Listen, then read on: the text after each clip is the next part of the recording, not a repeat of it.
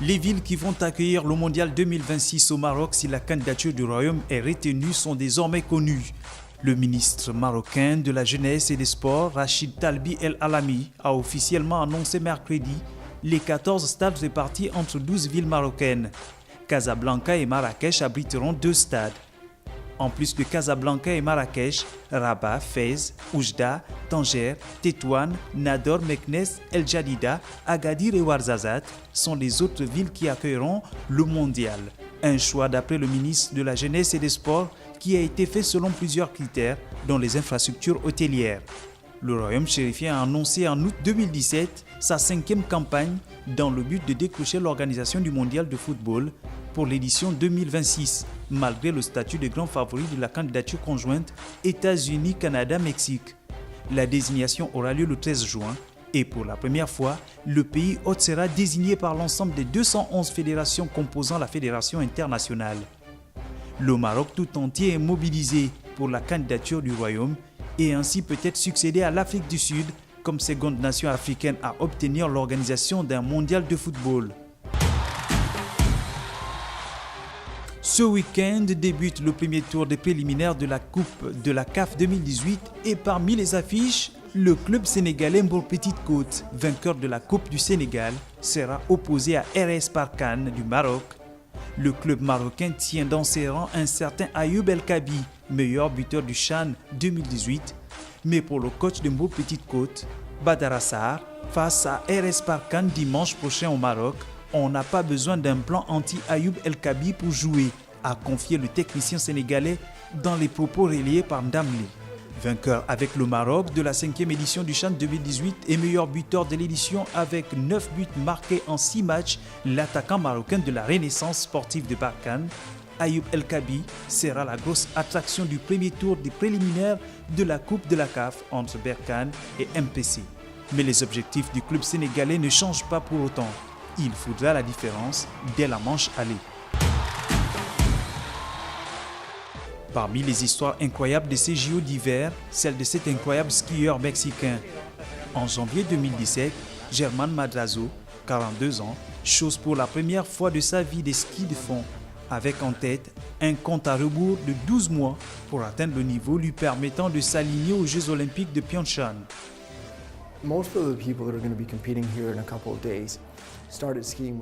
La plupart des gens qui vont être en compétition ici, dans quelques jours, ont commencé à skier quand ils avaient 3-4 ans.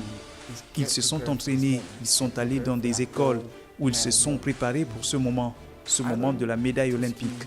J'ai appris à skier il y a 1 an et 1 mois. Maintenant, le temps est venu d'inspirer. Le temps est venu de dire aux gens que peu importe votre âge, peu importe combien d'argent vous avez, peu importe l'expérience que vous avez, peu importe l'endroit dans le monde où vous vivez, si vous avez un rêve, si vous y croyez, si vous croyez en vous et si vous êtes persévérant, vous pouvez y arriver. Les flacons destinés à recueillir les prélèvements antidopage lors des JO 2018 de Pyeongchang sont impossibles à trafiquer, a assuré mercredi l'entreprise suisse Berlinger qui en fournit plus de 4000. La firme suisse produisant des kits antidopage pour les Jeux Olympiques d'hiver a ouvert les portes de son usine mercredi, promettant que ces fioles sont impossibles à trafiquer. Cette visite intervient alors que le fabricant a dû revenir sur la production des kits antidopage utilisés au JO 2016 de Rio, une enquête ayant démontré que la nouvelle génération de flacons qui devrait être utilisée en Corée du Sud n'était pas complètement fiable. Pour nous, la sécurité de ces produits est garantie. Ils sont équipés d'un système de fermeture de haute technologie que nous avons développé. Quand vous fermez, vous ne pouvez plus l'ouvrir sans laisser de traces de manipulation.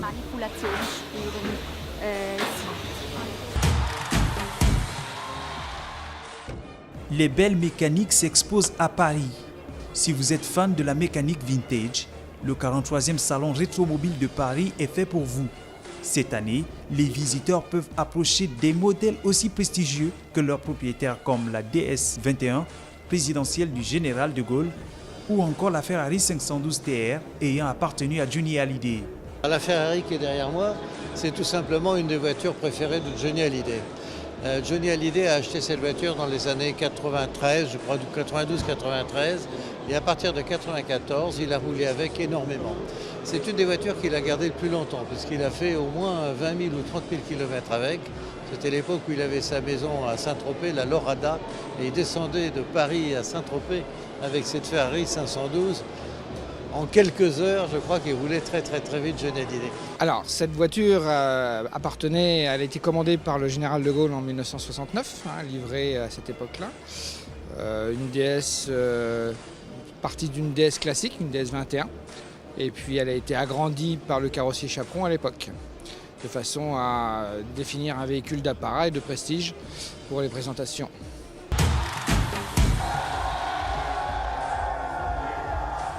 Enfin, les Philadelphia Eagles, vainqueurs surprise du Super Bowl contre les New England Patriots dimanche dernier, ont défilé dans les rues de leur ville jeudi, où des centaines de milliers de fans étaient venus fêter l'événement. Une célébration à la hauteur de l'exploit. Des centaines de milliers de fans des Eagles étaient dans les rues de Philadelphie jeudi à la mi-journée pour fêter la victoire historique de leur équipe au Super Bowl dimanche. Le défilé des vainqueurs qui ont battu 41 à 30 fois les New England Patriots, grands favoris, et ont offert à Philadelphie sa première victoire depuis la création du Super Bowl en 1967, a commencé peu après 11 heures locales sous des températures glaciales qui n'ont visiblement pas refroidi les ardeurs des supporters. Le défilé partait du sud de Philadelphie et devait remonter la grande artère de Broad Street jusqu'au cœur de cette ville de 1,5 million d'habitants, fière de son statut de berceau historique des États-Unis.